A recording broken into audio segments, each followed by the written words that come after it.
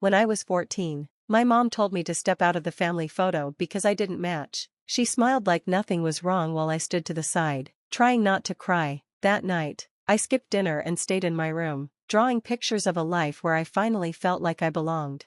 Years later, that life became something people talked about, and my mom wasn't part of it. My name is Elena Park, and this is the story of how my mom made me feel like I didn't fit in, and how I built a life so bright it left her in the shadows. When I was little, I didn't think I was invisible. I was quiet, yes, but I did well in school, helped around the house, and didn't ask for much. I thought being the easy kid would make everyone happy. But then Carla married Rick, and everything changed.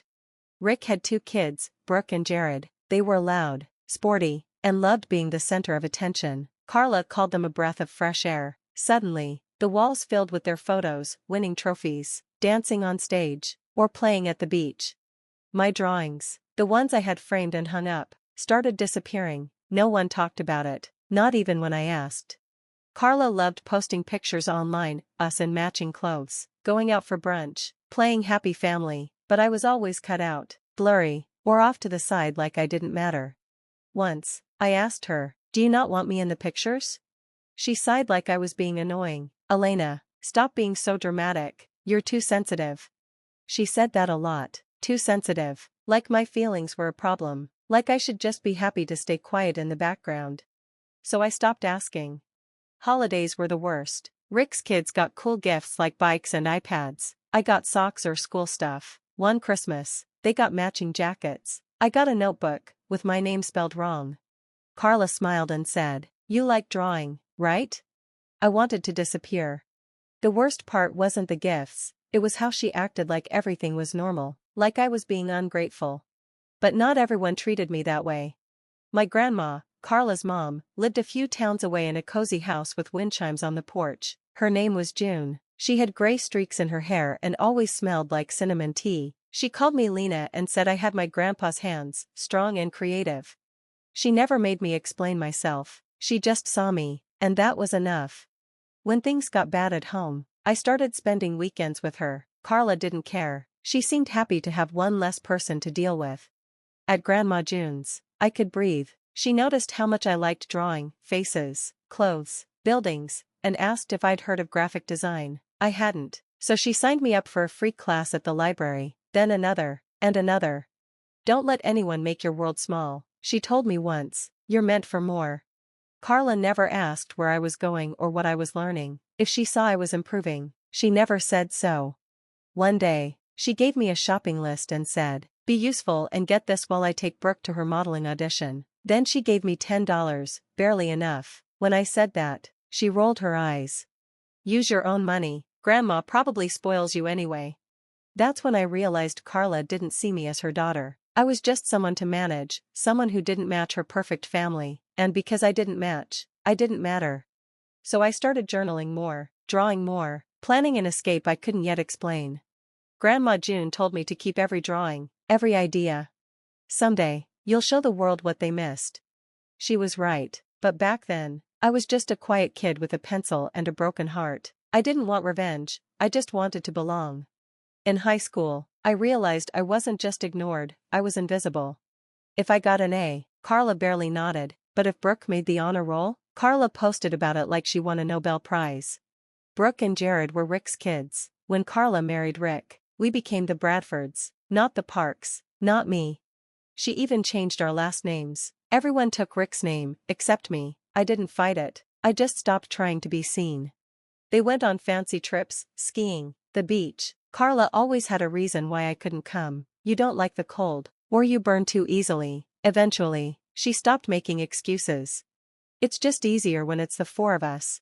So while they took happy photos on the beach, I packed a bag and stayed at Grandma June's.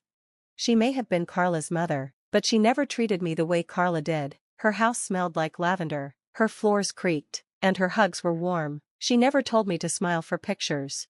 She just gave me cookies and said, "Let it out." And I did. That's also where I really started to draw. I had this old iPad, probably one of Carla's hand-me-downs, and I used a cheap $9 stylus to start drawing.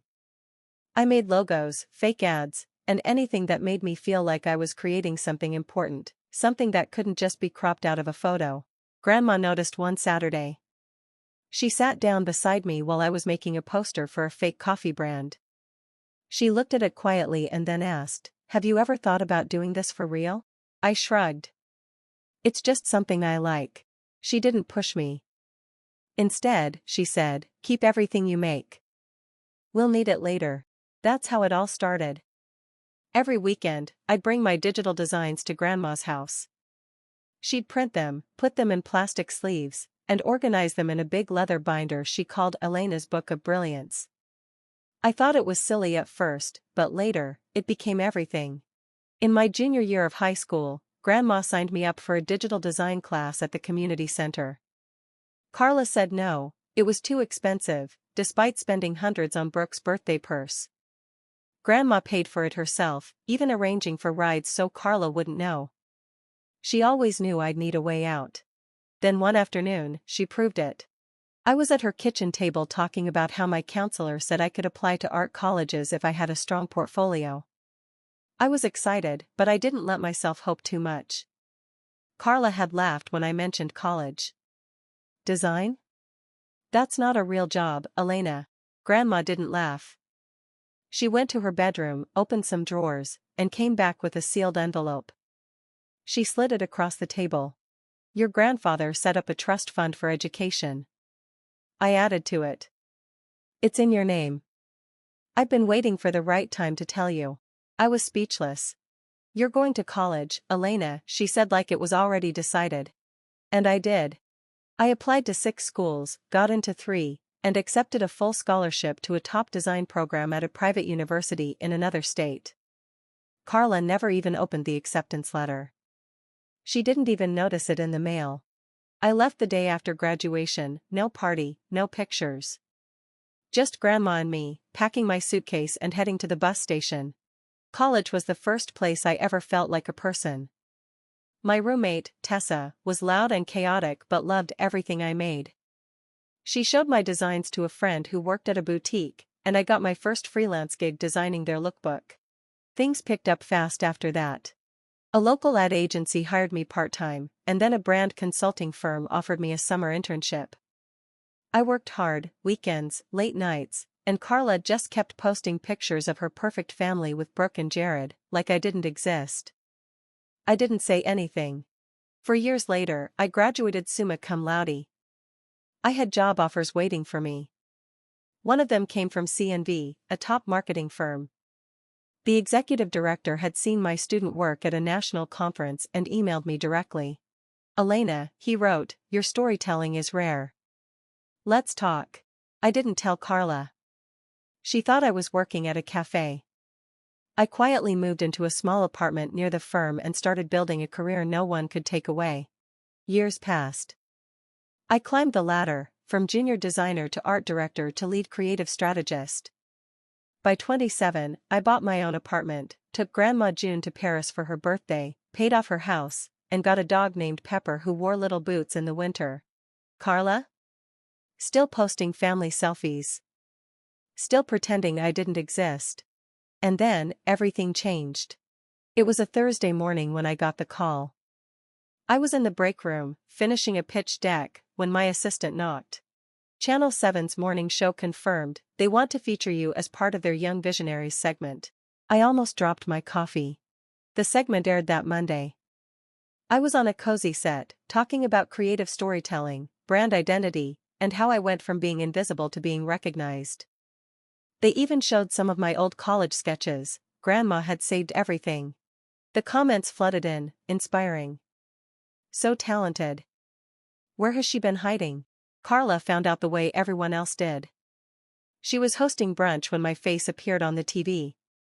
I wasn't there, but I imagine her fork froze midair. I imagine Brooke blinked. Jared probably made a dumb joke.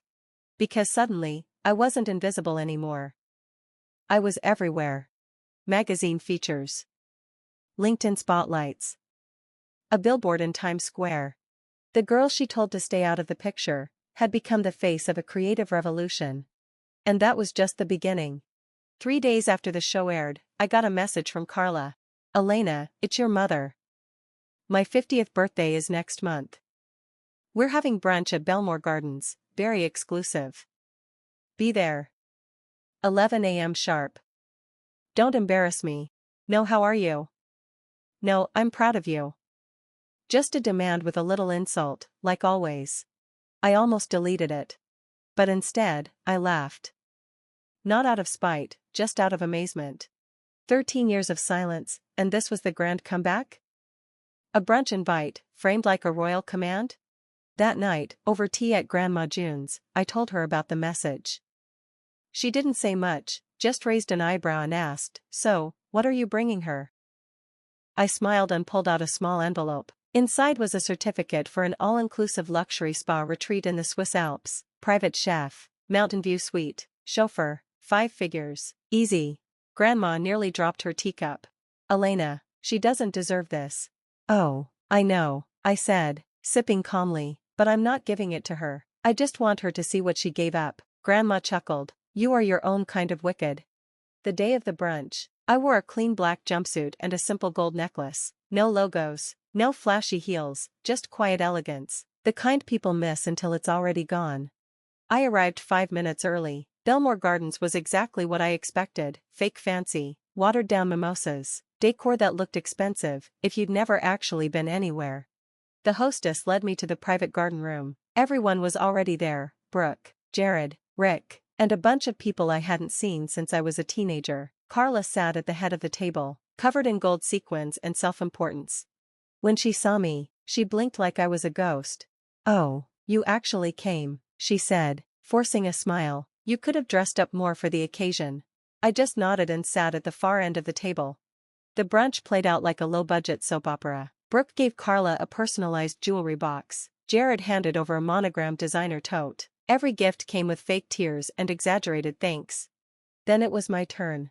I reached into my purse and placed a small, neatly wrapped box in front of Carla. No fanfare, no speech, just, "Happy birthday."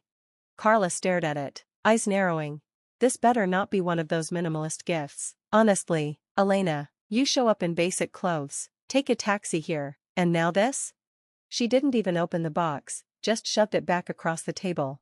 You always had a flair for disappointment. The room fell silent. Even Brooke looked uncomfortable. She picked up the box, brushed off a crumb, and said, "That's a certificate for a luxury retreat in Switzerland, the kind of place where people go to disappear from the noise." Carla's face drained of color. "You're lying." "I was going to give it to you," I said, slipping it back into my purse, "but now I see you don't want me, you just want what I can give you. You always have." I stood up, straightened my jacket, and gave her one last look. "You told me to stay out of the picture, so I did, but I didn't disappear, I just got sharper." Then I walked out. No one followed me. The taxi was waiting outside. As we pulled away, I saw Carla rush to the front entrance, phone in hand, dialing already. I didn't answer. For the next 2 weeks, the messages kept coming. "Let's talk. You overreacted. We're still family. Brooke needs help with branding, maybe you two can collaborate. We're redoing the kitchen, could use a creative eye." Each message was more transparent than the last. I blocked her on everything. But she found a way around it, showing up at Grandma June's house with fake tears and demands. Grandma calmly told her to leave. "You gave up your daughter years ago, don't act surprised she doesn't want you now." That night, I sat on Grandma's porch and watched the city lights blink through the trees. Then I pulled out the Swiss retreat certificate and smiled. "I changed the name," I said. Grandma blinked. "What?" "It's yours now, you always wanted to see the Alps." She stared at me, mouth open. "Elena, I don't need this." I leaned in and took her hand. "You don't need it, but you deserve it. You saw me when no one else did. You let me draw. You called me brilliant. You saved every page." "That's what mothers do," she cried. I let her. For the first time in a long time, I felt full, not in a flashy, Instagrammable way, but in the quiet, grounded way that tells you you're safe. Carla will keep telling people I'm ungrateful, that I abandoned her, that I owe her something. But I don't. I owe everything to the woman who made room for me when the rest of the world said, "Not now, not you." The family photo might have been perfect without me, but the life I built? It's better because she wasn't in it. Thanks for watching. If you liked this video, please like, comment, and subscribe for more great stories. Don't forget to tap the notification bell so you never miss an update. Share your thoughts in the comments, we love hearing from you. See you next time, and take care.